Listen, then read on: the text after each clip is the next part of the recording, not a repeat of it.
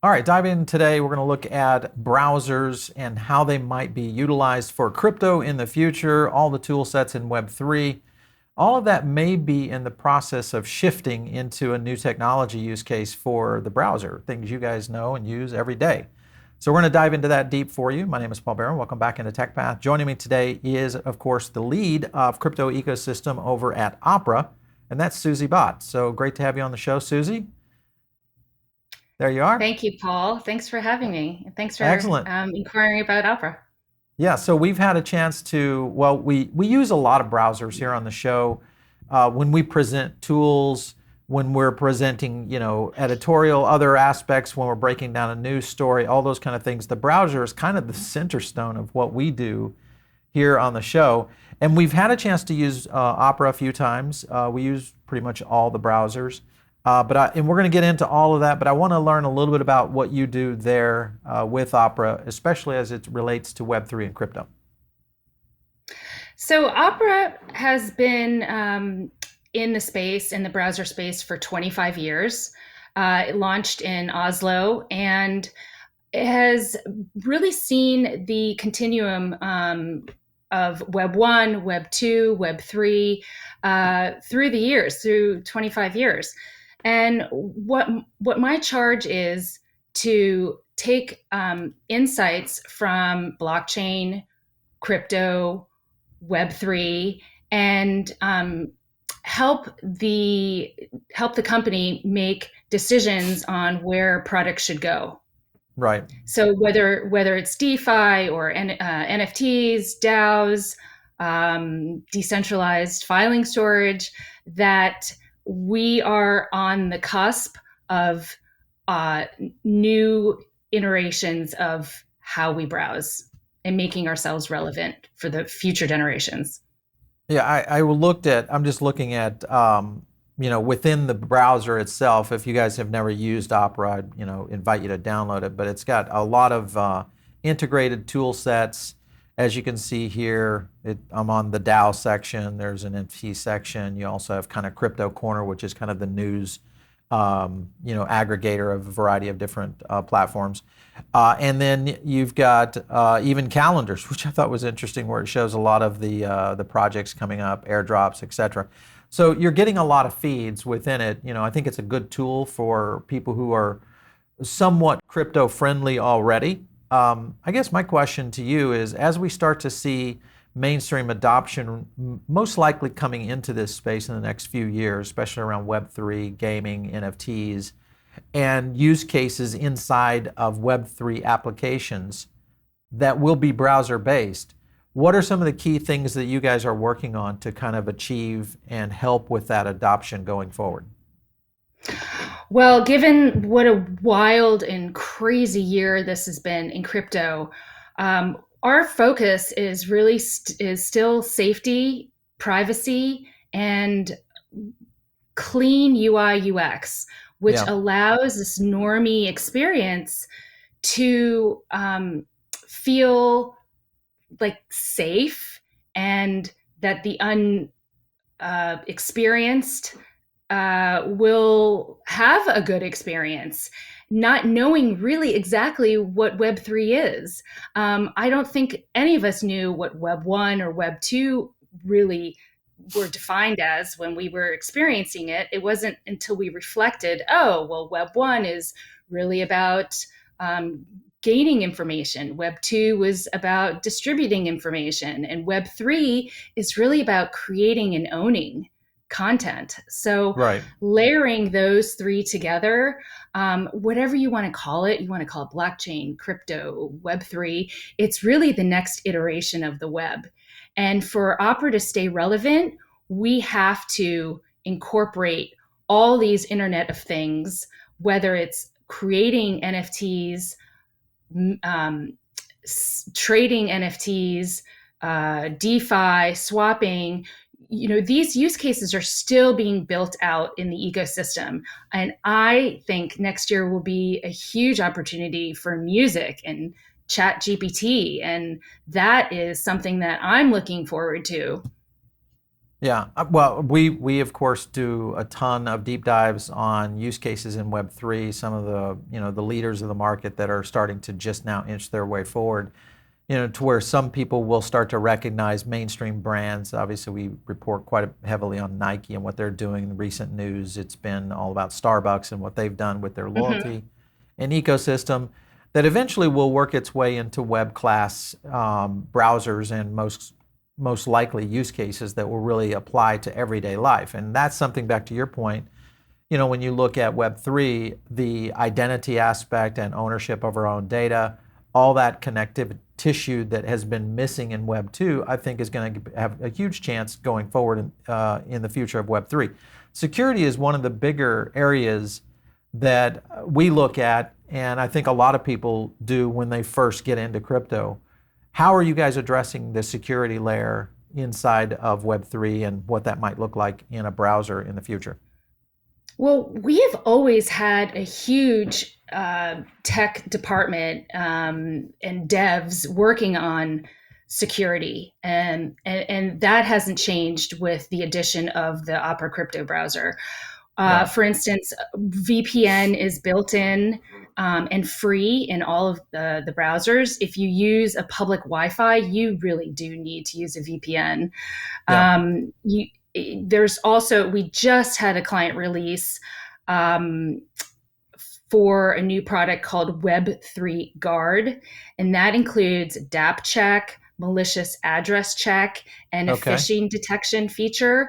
And to the right of the search bar, you'll see a check mark. You can turn that on for within the browser. Yep. No third party extension to download and verify. So you eliminate the risk posed by untrusted dApps. And the malicious address check is like bad history of like honeypot tokens, and Okay. you'll receive a warning. You'll receive a warning, so you could override it or you could venture forward. But there are three main features within this Web3 guard that I just mentioned. And I should also add, with the recent news of MetaMask doxing addresses and the latest privacy Right. policy, Hmm. Opera never stores IP addresses for anything. The native wallet doesn't have any explicit tracking of wallet addresses linking to IP addresses. So that is something that uh, OGs would really understand and appreciate, and natives will, in this new generation, will take for granted, because that should be the standard way of operating. Yeah, some of the things I like about it, when I'm using, there's many features. Of course, the feature I was going to showcase here was your VPN, how easy that is to connect. Let's go to my screen here. So you see the VPN connected right there on the top. It's literally a toggle button. So, which is kind of cool. And the fact that this is a VPN, it kind of eliminates some of the service fees that are out there for users that typically, pay for VPN services. So that in itself is a big advantage. That being the case, I was looking at one of the recent stories around Opera's crypto browser, which is enabling instant NFT minting through Launchpad. This is something that you were talking about in early December about this announcement. And when you look at it, it says now users are going to be able to create NFTs instantly, simple with no platform usage fees, encouraging more. How are you able to achieve this, and what was the processes that you guys started to roll out to get that done?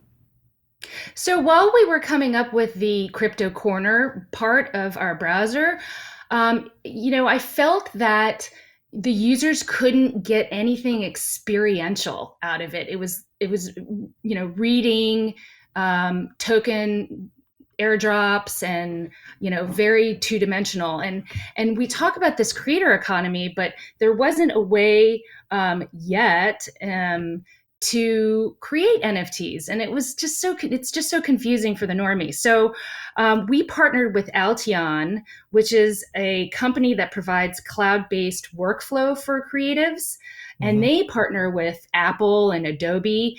So creators, whether you're a journalist or a photojournalist or fine arts artist, you would upload your assets to Alteon. So we partnered with them in order to have this flow of being able to really upload your file, mint an NFT, Yeah. deploy it to chain, drop it into a wallet, and then own your asset.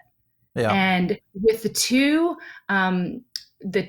of us, Alteon and Opera, we could create this workflow that was like really a couple clicks. We announced it at Bit Basel, which is the tech arm of Art Basel in Miami just a couple weeks ago. And we were able to celebrate it with the Mayor Suarez of Yep. Miami. He came to the event and spoke on our panel. And really, it's an easy way to participate and feel what Web3 is all about. I mean, it's so easy. My kids can do it. Yeah, well, I think that's one of the things that is going to be critical for, especially this next generation of what we're going to see in terms of adoption is how easy do the browsers make it, of course, with interface. What we've dealt with so far in the early stages of Web3 is kind of just a combination of various tool sets that's kind of cobbled together to create some sort of user experience. I mean, I just look at the number of tools that we use to analyze everything from DAOs to look at NFTs. I know you guys just recently also did a deal with, who was it? Oh yeah, Degen Knows as an NFT analytic tool, which goes head to head with something like an IC Tools or even a WGMI. So that again just adds more features for users to come on, and people that have been in crypto or been in Web3 for some time, they start to see these and recognize these different kind of tool sets, and they just apply these kind of new connections. So I think that's been helpful. When you look at, I have to correct you though. We okay, actually came up with that functionality. We didn't acquire Degen Knows. That like kind of grew out of our basement. We were okay, kind of yeah. It was it's an analytics tool for NFTs that scrapes on-chain and off-chain data and okay, packages it in a way that aggregates insights. So you can there's a smart money functionality that allows you to follow filtered and trustworthy wallets and yes, selected for their high performance. But this came out of just like sheer like curiosity, and that's what's so cool about Opera. We're constantly coming up with like new ideas, and we're giving the runway by upper management to kind of experiment and see what sticks. And we got so much traction that we launched it as a standalone tool that's through dgenknows.io or yep, exclusively available within the browser as like a widget, and you can hover over and drill down into the white papers of these NFT projects and learn about the creators, about the collection, how many tokens will there be minted, and right, that right. will help you decide. Yeah, I'm on the on I'm on the site now. So you're saying that this has integration into the browser as it is currently? yes, and Okay. there is yes. So you'll see here that's like the leaderboard. Yep. There's also Smart Trader Yep. um, that you can Good example there on drill down Moonbirds. on. Yep. Yeah, Smart Minter, Smart Holder, and that analyzes everything from minting and selling, or profiting off of minting and selling, um, holders, like how long do these holders um, hodl for to Yeah. generate value. It also peels away the onion, the layers of whitewashing and fraudulent sort of Yes. collections and counterfeits. So it's a way to determine whether to invest, or whether you not just invest, but like whether you want to participate in that Yeah. Yeah. Well, auction or. I think safety-wise, that's, especially around the news that we see coming out of the NFT market right now, just with everybody talking about where NFTs are going in the future. I want to get your opinion on that. But you're right. security and safety is I think going to be paramount as we start to continue to see that growth of new people coming into the market. When you think about NFTs going forward into the marketplace, outside of the traditional art, component, and even to the NFT layers that are really building in utility in some use case scenarios, how do you see the NFT market playing out in the next few years? Well, it's been a lot about investing in recent years. And if you're not an art person like me and you don't want to invest in something you're not really passionate about, you're Right. waiting for that ultimate use case. And I think 2023, my prediction is that it will be, I think music and music NFTs will be Okay. the great equalizer and onboarder to NFTs.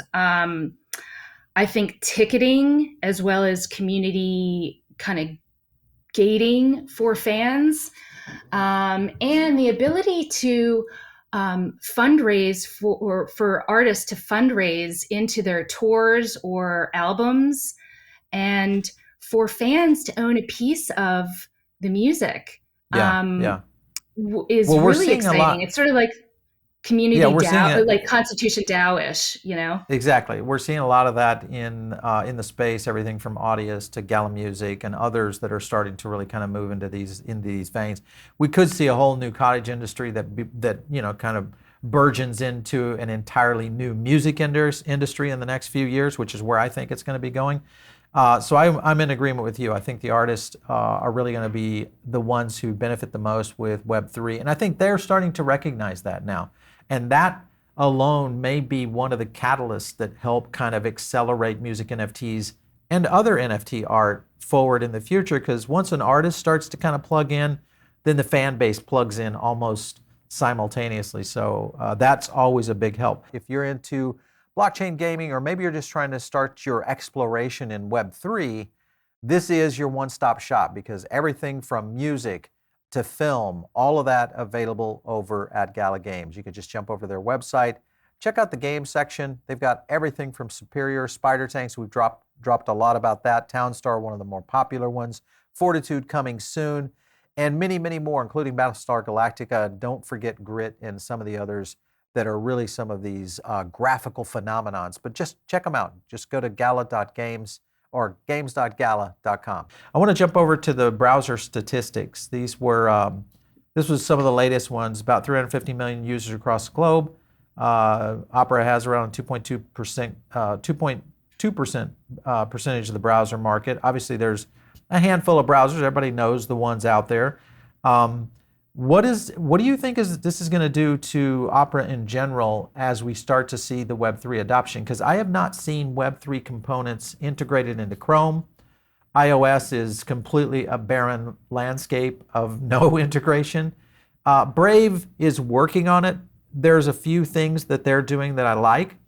And then you look at other browsers, Firefox and a handful of others that are out there in the wild. What's it going to take for you guys to become the new Chrome for Web3? You know, in typical Scandinavian humbleness, and it's like put your head down, get the work done, make Yeah, a good product that people want to use. And we have never aimed at being number one, number two browser. We've aimed to make a product that people love and are loyal to and feel safe using. And in order to make ourselves relevant for the future, it was a no-brainer to incorporate multi-chain, multi-wallet, ENS, unstoppable, all these decentralized domain functionality. right. So that has never been a goal of Opera.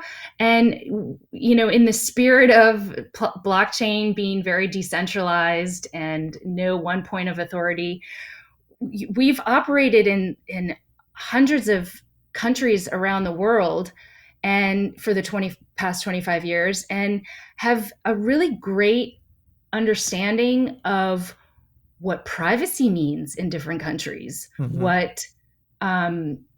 uh, what browsing, what browsing habits are, how they're differentiated in different markets. Even within Europe, browsing in Spain is very different than browsing in Sure. Germany, and how Yeah. people make purchases, credit cards versus debit cards versus expiring, debit cards that have a one-time use number. Like, there are idiosyncrasies that Opera knows well because we've just been in this space for so long. So we're in a really good position to work with um, different regulatory issues better than these behemoth browsers, which do a great job too.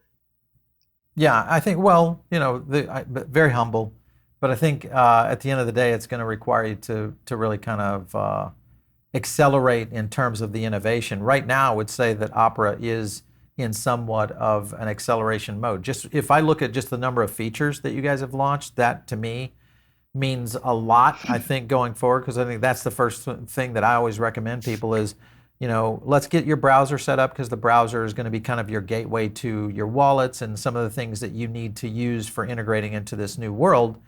And when I coach a lot of people of getting into crypto the first time, browser is actually a selection process. It's like, hey, this is the first thing we're going to choose is what browser you're going to use to navigate all this stuff. So because of the security, because of the scenarios that you have to obviously play from a VPN standpoint, all those kind of things, Opera has kind of been one of the ones that I choose, along with Brave. I like Brave just as equal. But there was a couple of features that you guys have, this new Lucid mode. This is kind of cool, which is really kind of this, this ability to kind of create a high quality, experience on video versus, and it seems to be in browser. So with that being the case, here's my question. If you're doing this right now with video, what happens when we start to see metaverse applications in Web3? What will that look like within an Opera browser? What kind of plans do you guys have there? We'll be diving deep in next year with all things NFTs, and that's about as alpha as I can get.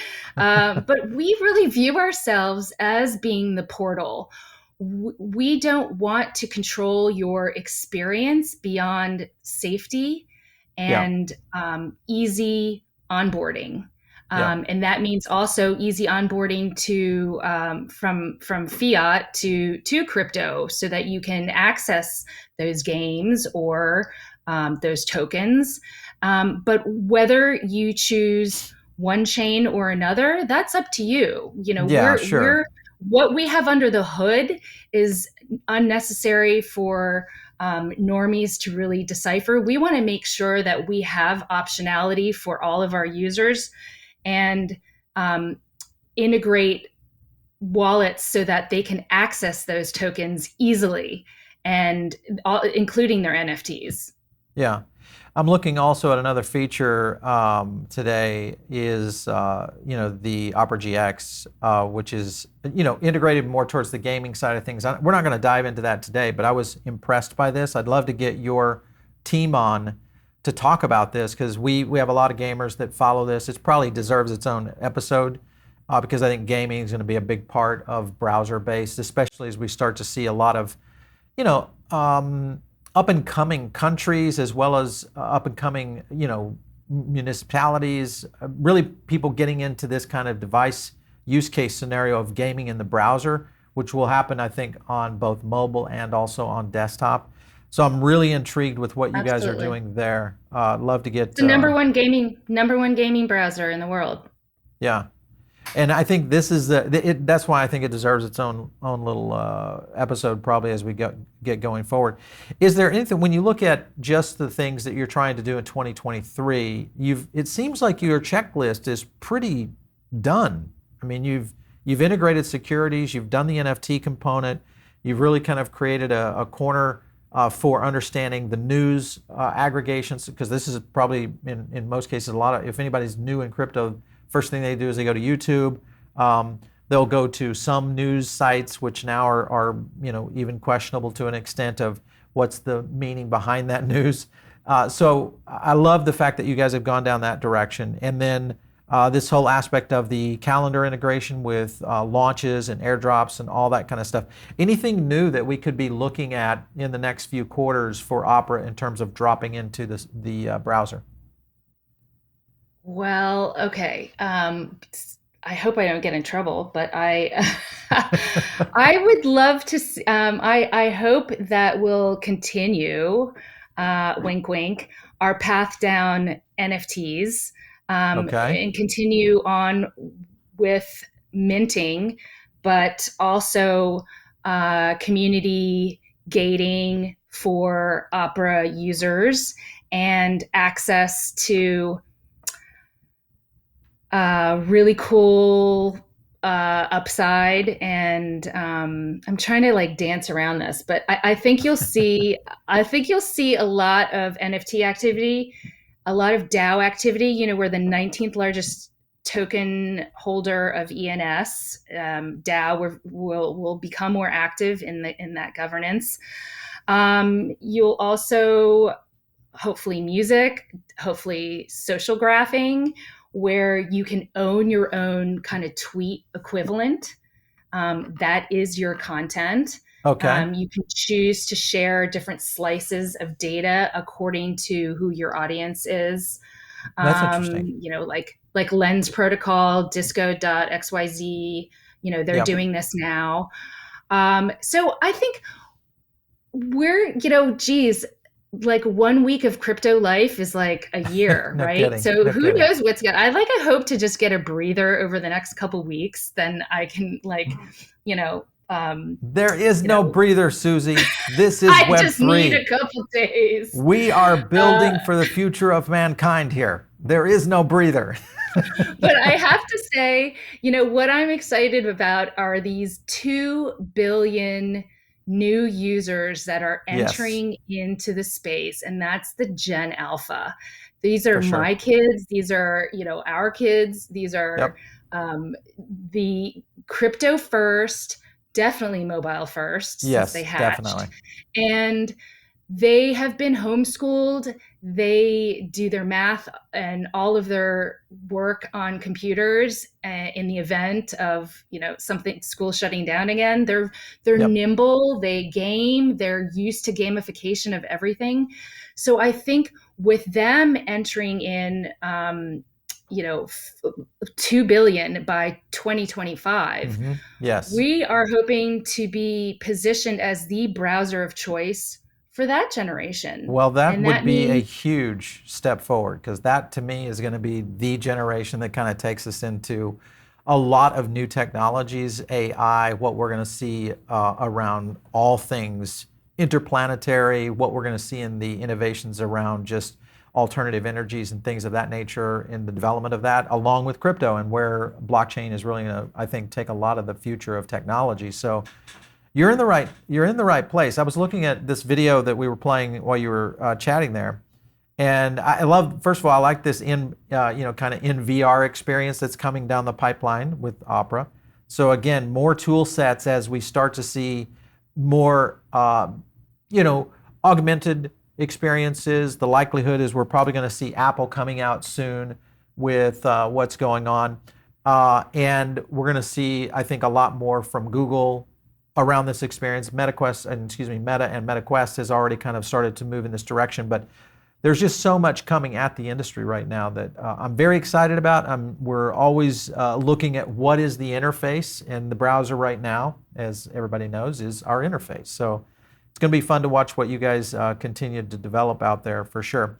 I had a couple more questions for you. In terms of MetaQuest in general, if you think about XRVR, and what Meta has done so far and what that potentially means for the future. Because you can also look at gaming and all those kind of applications that, as you've noted, Opera is pretty much number one in terms of gaming browser.